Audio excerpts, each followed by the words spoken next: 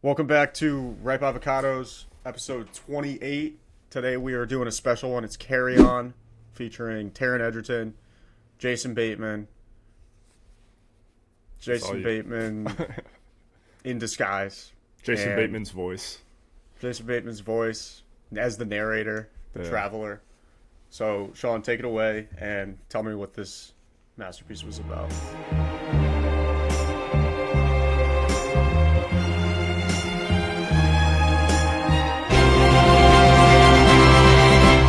Daydream, I fell asleep amid the flowers for a couple of hours on a beautiful day.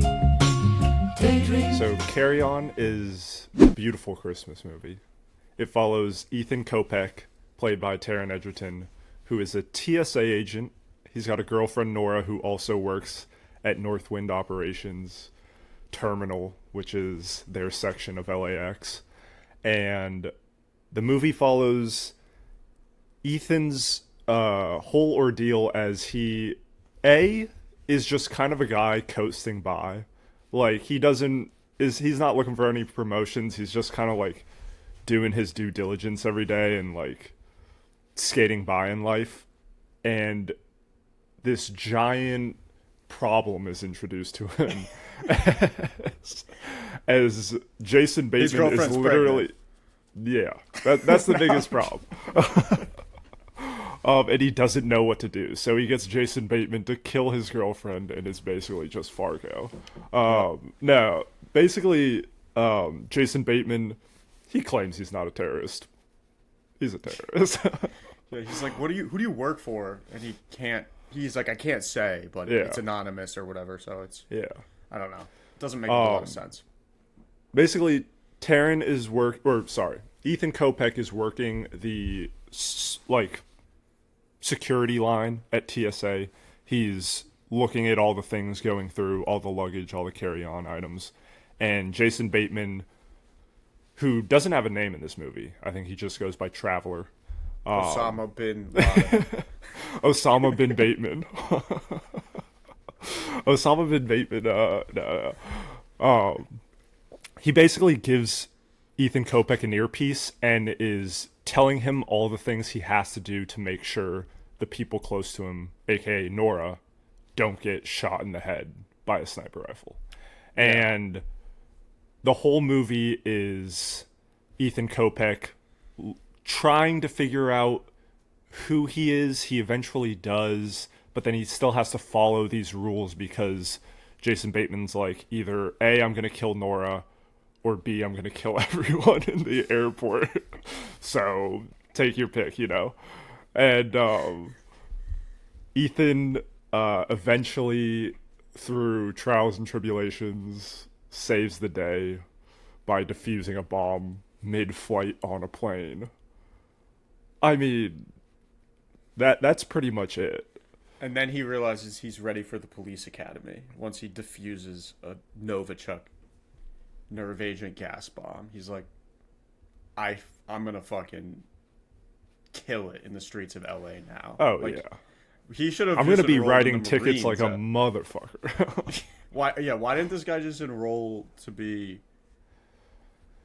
a fighter pilot or something? I don't know. He should have been on like private security detail for that like congresswoman, but instead the LAPD agent was like, "Hey, call me when you get that stitched up." Yeah, come make this salary instead of doing book signings for the rest of your life. What would actually have happened?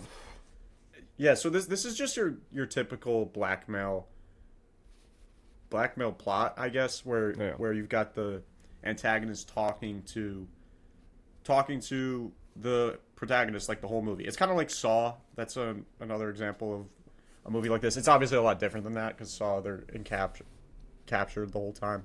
But there's a ton of movies like this.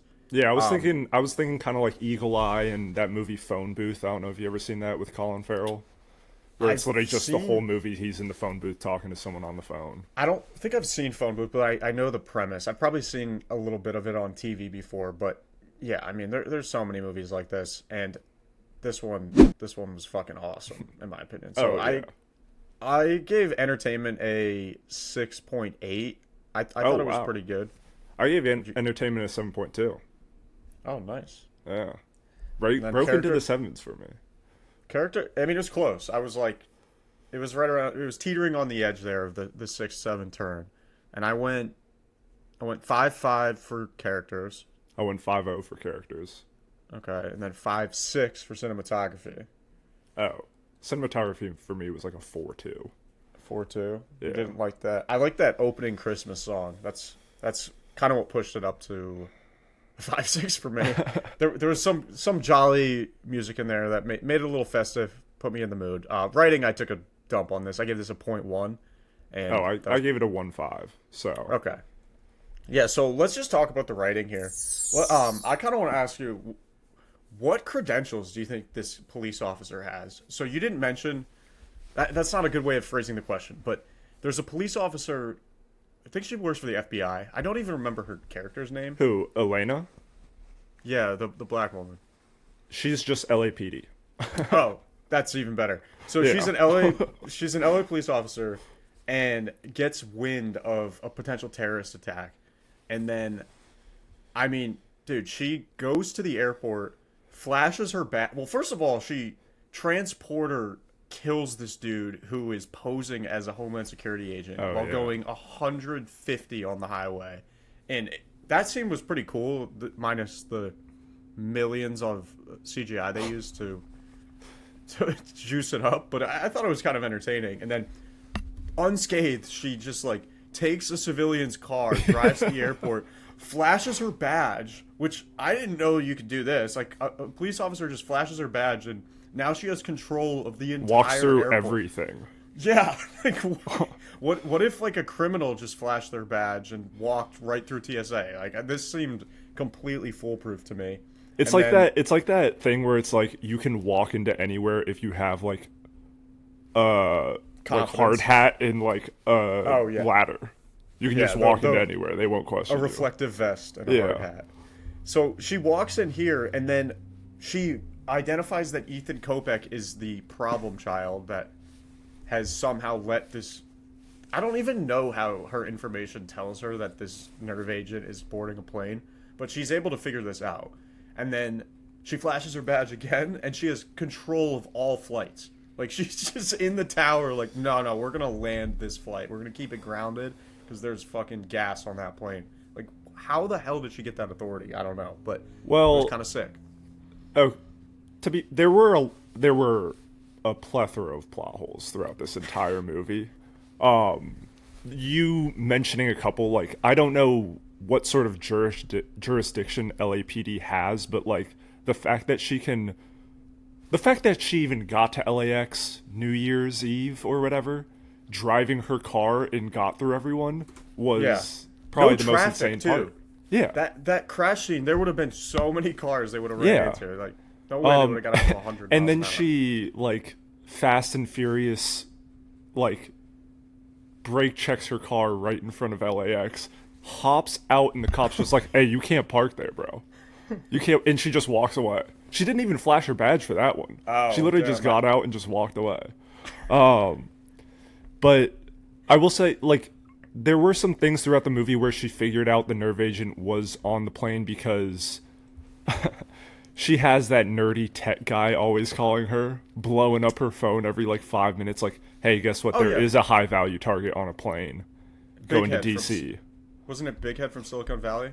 That was. Well, I've never seen content. Silicon Valley, so. Yeah, that was. I'm probably mispronouncing, or not mispronouncing, but I'm misremembering his name. I love those characters in TV shows or movies. The, like, nerdy. Oh, it is Big Head. Yeah. The nerdy hacker guy or the nerdy intelligence guy or girl, because they always kind of look the same across the board. Whether you're girl or guy, you kind of can paint a picture of who it's gonna be. Yeah. And they're always just fucking clean shaven, glasses on, dialed in, like 6 coffees deep, and just like huddled in their like corner. But so this woman just had jurisdiction out the ass. And then I didn't even mention, they apprehend Ethan. He comes out of the cargo port of the plane with 10, 15 cop cars surrounding it after a nerve agent bomb has gone off. Yeah. And he just, like, walks out of the plane. She's like, no, he's good. Yeah. Like, don't arrest him because I'm the fucking police of the universe. And everyone's like, oh, yeah, let him go. He's fine. Like, they have no idea what happened. She wasn't even the captain. Her captain said, fuck that. He said, excuse me, nerve gas agent in LAX? Nah, go home. Go home. I don't care if it's a softly. Go home. Oh, yeah, wasn't that her boss in the studio? Or not the studio. The precinct? In the precinct, yeah. He's like, dude, it's fucking Christmas Eve. Yeah. Yeah. Like, I'm going home to my safety can family. wait. Yeah. Safety can fucking wait. Yeah, I like that part. Well, that was another thing, too. And I guess it all goes back to the fact that there wasn't a hard enough lead to follow. But also, if you're getting calls from, like, Homeland and the LAPD that there is a possibility that there's a highly contagious and deadly nerve agent in LAX, the control tower guy that was in charge of LAX was like, okay, we'll shut down one terminal, but we're going to keep other flights going. Like, I don't know. People got places to be. Yeah. I'm not going to tell people, or I'm not going to tell people they can't fly, even though there's a Russian nerve agent on possibly one of their planes. I don't want to be that guy, but people got to get to Hawaii. Yeah. So we're going to fly. Yeah, no, none of it made sense at all. Ethan's work ethic, too, was something I wanted to bring up. I mean, this guy is never at his post the entire movie. He's getting lunch with his girlfriend or fiance.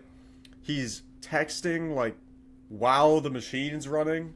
I've never seen a TSA agent ever on their phone. Mm-hmm. And I've also, all of these TSA agents were in, like, pretty good shape, which was pretty unrealistic to me. Like, I don't think any of them were overweight, and that was a big minus. And they were all hot. I was like, what the fuck is going on here? But they were SoundCloud rappers, though, which does check out. That one seemed a little more realistic Yeah. to me. But he was still, like, his BMI was a healthy amount, so. That is true. That is true. I mean, we keep talking about plot holes, and I feel like the whole episode could be on them, but the fucking horny killer that Jason Bateman has on stand, this guy is just like a fiend for like chaos and killing. The guy with the glasses, the guy in the van with the sniper, it was like anytime he got a chance to kill someone, he was like, fuck yeah, let's go. Yeah.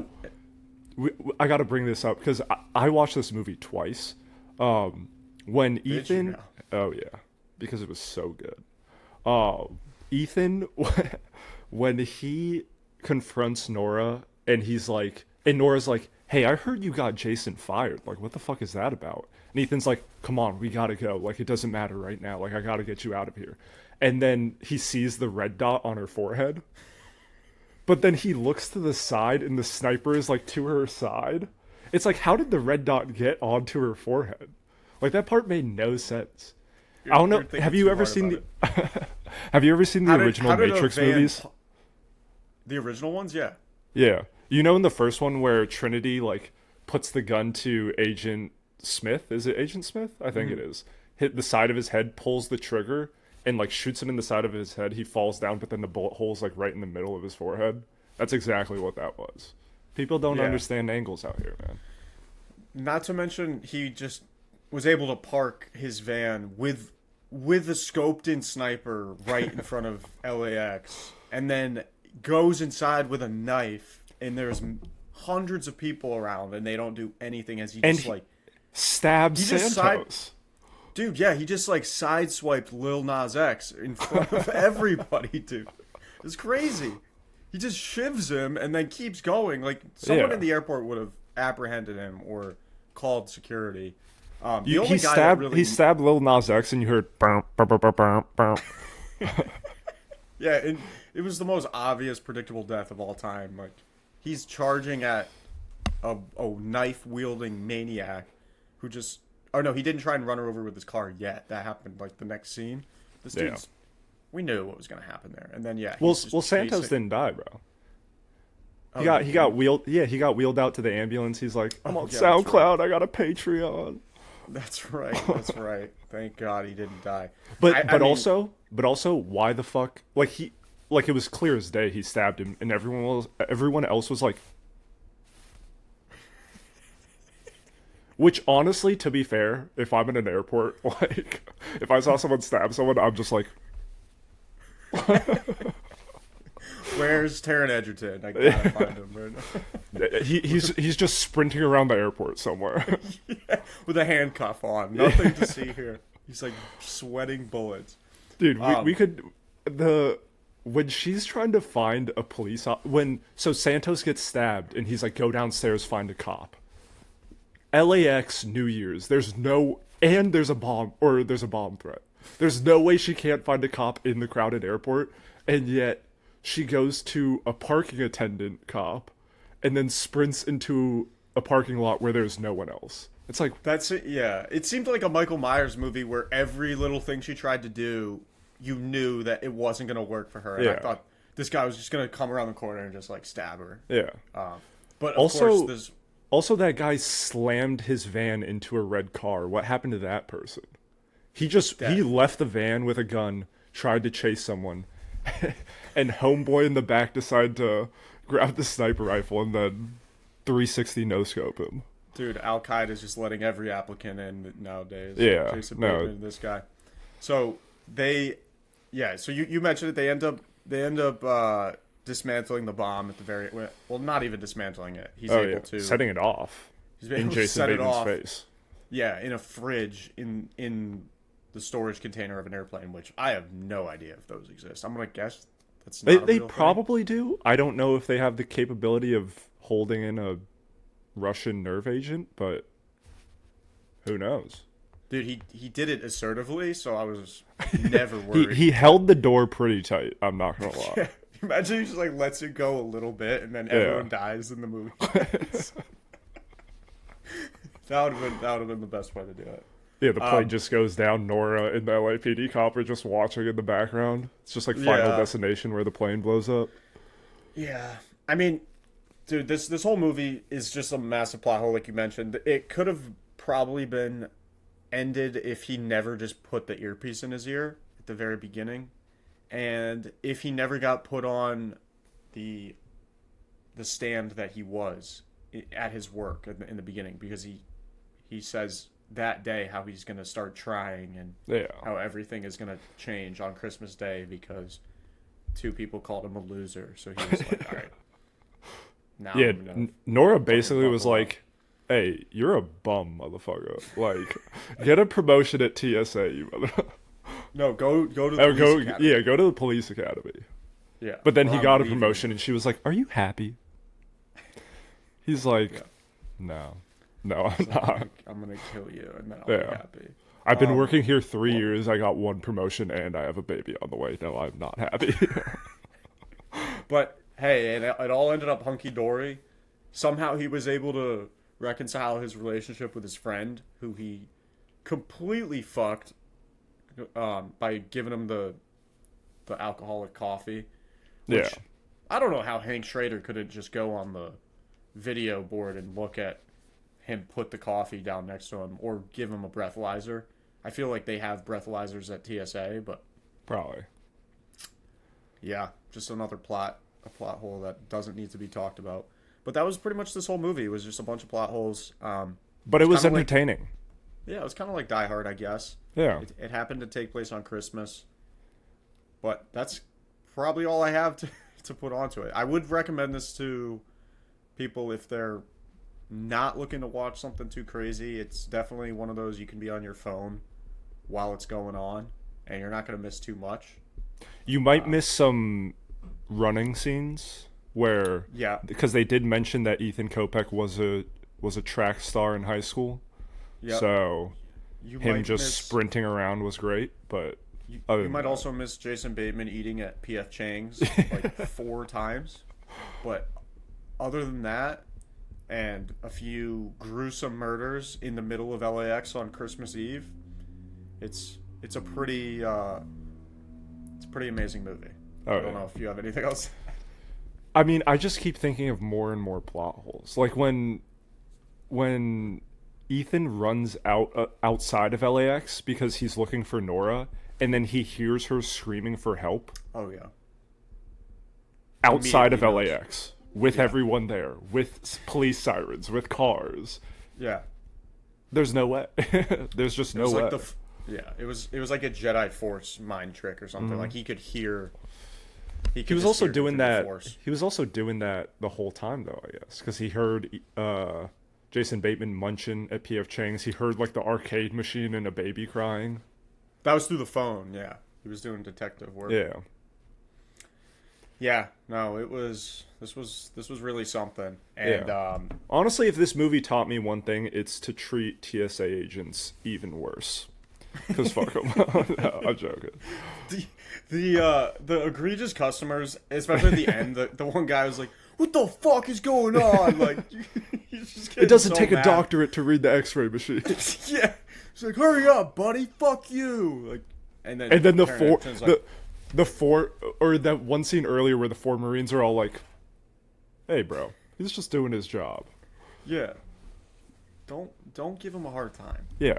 I don't know if the writers of the movie have ever stepped foot into an airport before, but no, like, they all have private jets, and they're like, "What do these people do?" Yeah, I wonder how hard it would be to get Jason Bateman through TSA with a bomb.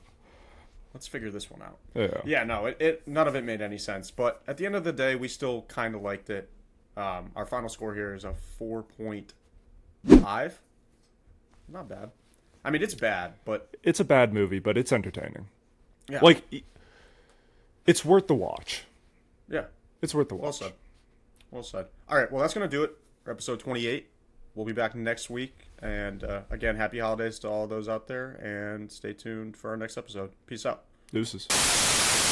I dream of the places I've been with you.